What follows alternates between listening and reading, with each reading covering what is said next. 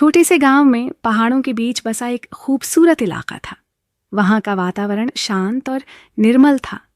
इस गांव में एक बूढ़ा कुम्हार रहता था जिसका नाम रामदीन था। वह मिट्टी के बर्तन बनाकर अपनी रोजी रोटी चलाता था। रामदीन के बर्तन अपनी सुंदरता और टिकाऊपन के लिए दूर दूर तक मशहूर थे। रामदीन की एक खास आदत थी, वह हर रात चांद की रोशनी में बैठकर बर्तन बनाता। गांव वाले इसे उसकी सनक मानते थे और मजाक उड़ाते थे। कोई कहता रामदीन को चांद से दोस्ती करनी है, तो कोई हंसकर कहता चांदनी में बर्तन बनेंगे तो चमत्कार ही होगा। लेकिन रामदीन अपनी कला में मग्न रहता और किसी की परवाह नहीं करता। एक दिन गांव में एक व्यापारी आया।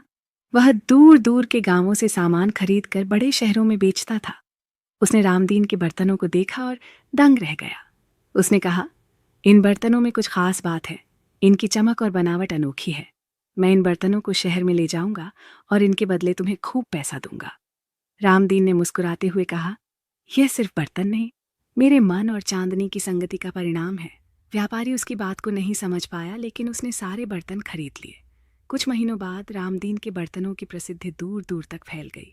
लोग जानने लगे कि इन बर्तनों में एक अद्भुत चमक और कोमलता है जो कहीं और नहीं मिलती। व्यापारी ने रामदीन को बहुत सारा पैसा दिया और कहा, तुम्हारी कला ने मुझे अमीर बना दिया, लेकिन बताओ इन बर्तनों में ऐसी खासियत कैसे आती है।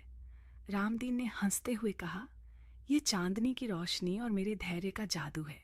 जब मैं चांदनी में काम करता हूँ तो हर बर्तन में प्रकृति का आशीर्वाद समा जाता है।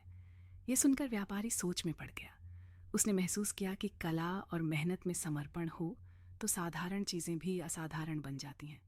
इस तरह रामदीन और उसकी अनोखी कला की कहानी लोगों के दिलों में बस गई।